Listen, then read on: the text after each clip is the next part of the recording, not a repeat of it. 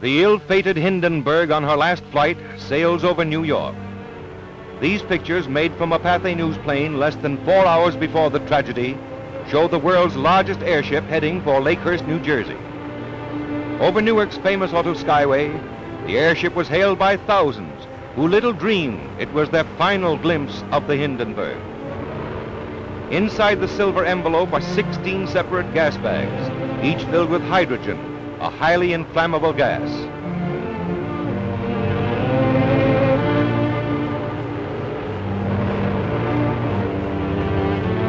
From the ground, you can see the forward control cabin from which the ship is operated.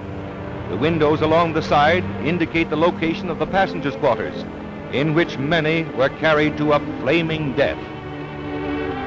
Approaching Lakehurst, the Hindenburg appeared a conquering giant of the skies, but she proved a puny plaything in the mighty grip of fate.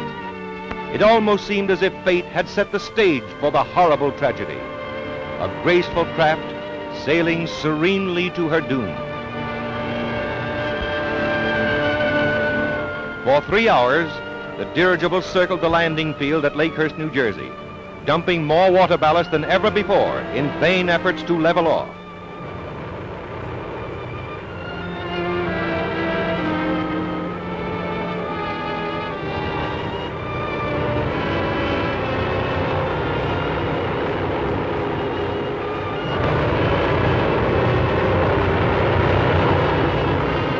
Again she dumps ballast, and a nervous tension grips those who are watching, for this is something unusual.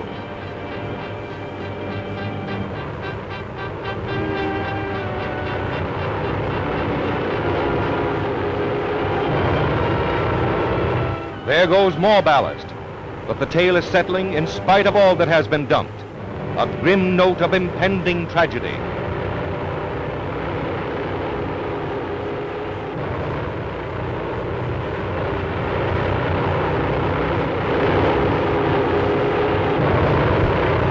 Finally, the landing lines are dropped. These scenes were filmed by Pathé News cameraman William Deek, and you are about to see the pictures he got when the ship exploded. Those aboard leaping for life from a flaming inferno, the actual crash of the Hindenburg, an airship destroyed in less than half a minute.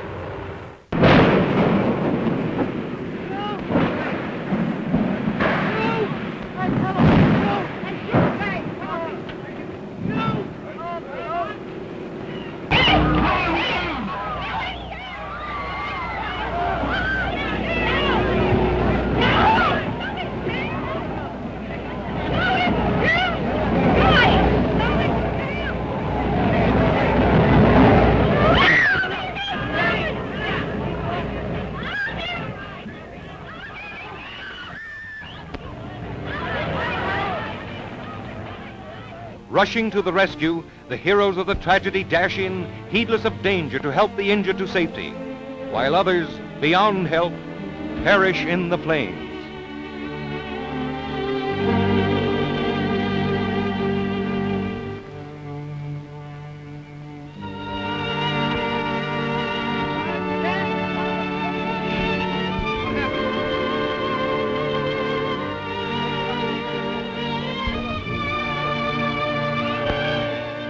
The blazing aftermath reveals the extent of the disaster, an inferno which became a flaming tomb, a twisted mass of scorched skeleton of what was once a mighty airship.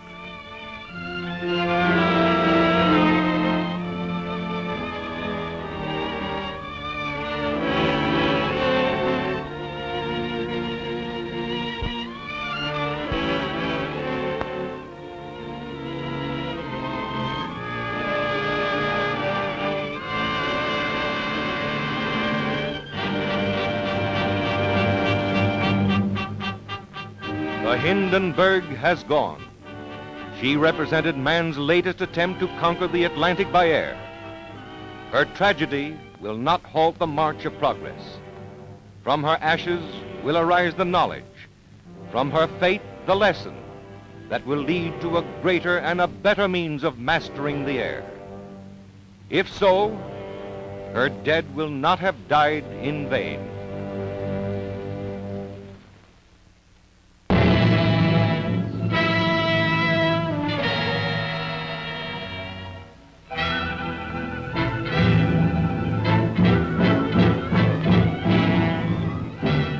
German zeppelin Hindenburg, Queen of the Skies, seen here from a universal newsreel camera plane as it sped over New York to its tragic end at Lakehurst, New Jersey, now lies at the Naval Air Station a twisted mass of metal.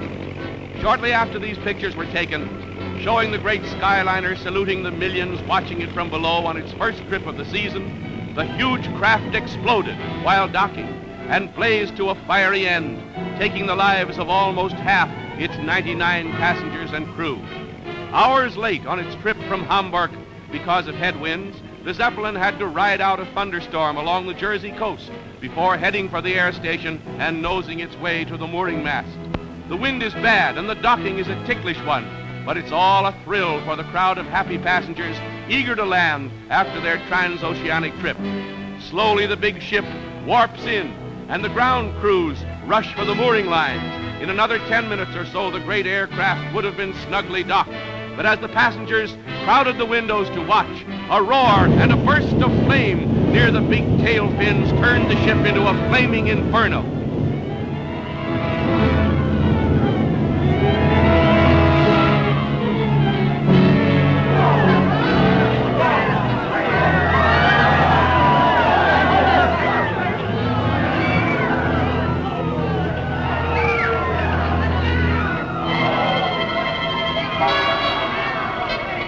Passengers and crew, the fortunate among them, fell or jumped and were dragged to safety before the fiery furnace took their lives.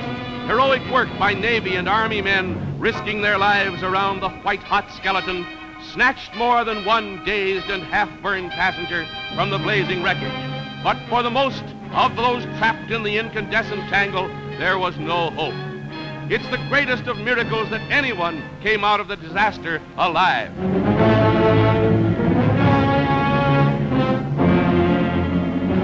7 million cubic feet of inflammable hydrogen gas blazed up in less than a minute. The hundreds of tons of fuel oil burns for an hour or more, with its dense black smoke making a pall over the tragic scene.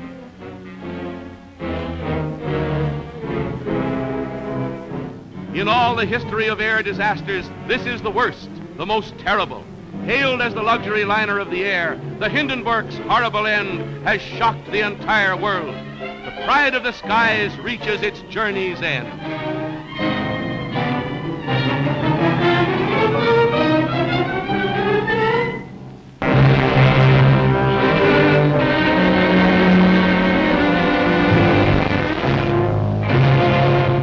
A twisted, tangled mass of seared girders and bits of blackened fabric are all that remains of the proud luxury airliner Hindenburg that lies at the Lakehurst Naval Station. The death list is now 35, with 10, including Captain Pruss, still on the critical list.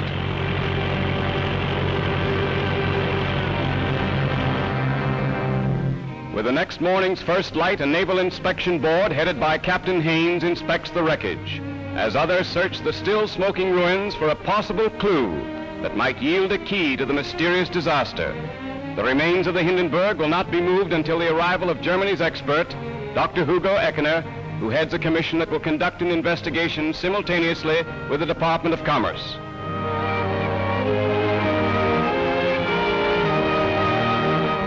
German Ambassador Hans Luther was the first Reich observer to arrive, visiting the injured at the hospital in nearby Lakewood, but refusing to comment on anything connected with the disaster. As soon as is possible, the injured who can be moved are carried to ambulances for transfer to New York, 60 miles away, so as to receive everything that medical science can offer. Swathed in bandages, they may be more than thankful for their miraculous escape from the blazing inferno of the Hindenburg.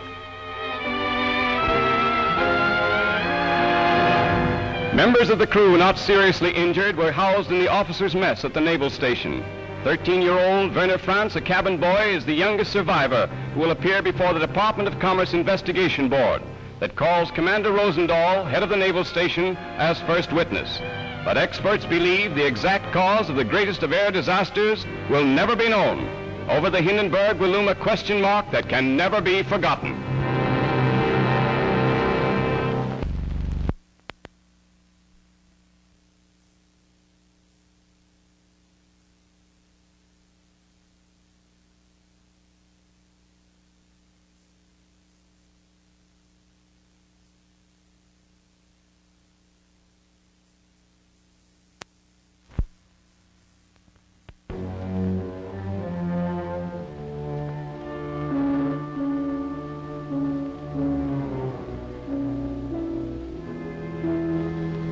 How did this tragedy happen to the Hindenburg?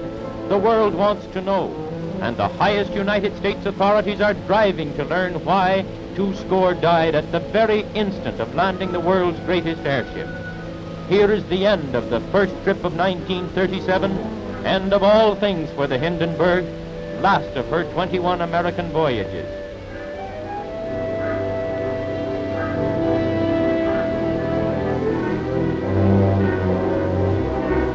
Now at twilight comes the dreadful end. She is over Lakehurst, nosing in as on so many trips before. Nearly 50 laughing passengers are at the windows from which they have just looked down on millions watching from New York. There's nothing wrong. The ship levels off, drops her water ballast. The ground crew is ready underneath. It's all right, as it has always been all right. She drops her line. This voyage is over, and tonight she is going back to Germany. And then...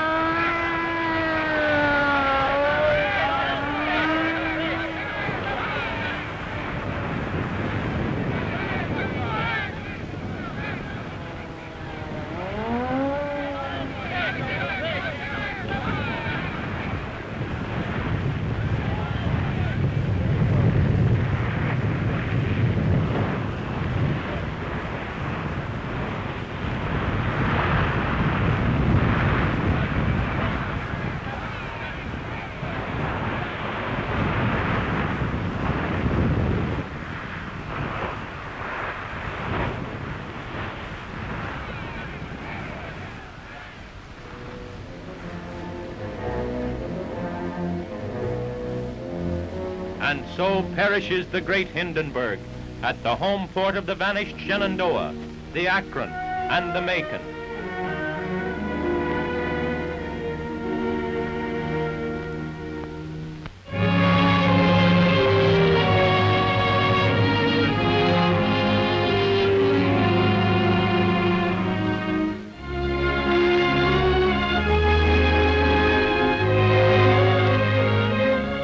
It was just a year ago that New Yorkers first beheld the silvery spectacle of Germany's luxury airliner Hindenburg, soaring majestically past Manhattan skyline, having spanned the North Atlantic in the record-shattering time of 61.5 hours from its hangar at Friedrichshafen to its American port of call at Lakehurst, New Jersey. Today, with veteran Captain Ernest Lehman aboard in an advisory capacity, the greatest lighter-than aircraft ever built nears the completion of her 21st Atlantic crossing, her first of this year. Encountering storms and headwinds during this ill-fated voyage, the giant dirigible noses toward the Lakehurst mooring mast today, having just ridden out a brief electrical disturbance, and now that the wind has subsided, she releases ballast, preliminary to easing her vast hulk into the hands of the Navy ground crew, awaiting the landing lines by which she is gently drawn to earth. Her 50 passengers impatient, eager to arrive at a journey's end. Scarcely 300 feet above the ground now, portholes open, landing lines are thrown. Hovering so close to Earth, one is impressed by her mammoth size, her great framework encasing 7 million cubic feet of highly inflammable hydrogen. Careful maneuvering by expert hands have all but warped her into the hangar. Motors are idling. All seem ship-shape to the scurrying crew below, when suddenly...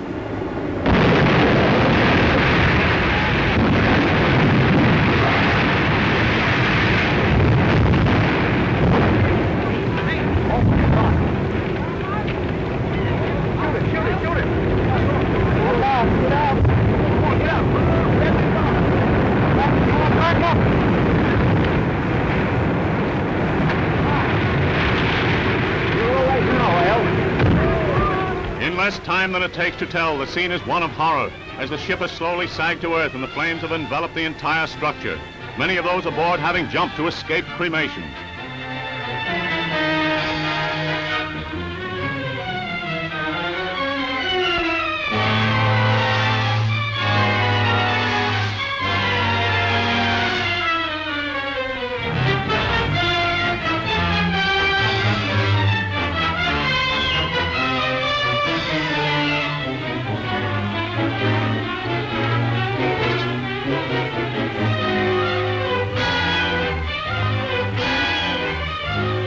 Estimate of its toll on human life stands at 50 dead, with many of the 50 persons pulled from the flames not expected to live. A nightmare 20 seconds. Incredible it seems that the specter of death could stalk so quickly, so completely. For here in this appalling tragedy is written the worst disaster in aviation history.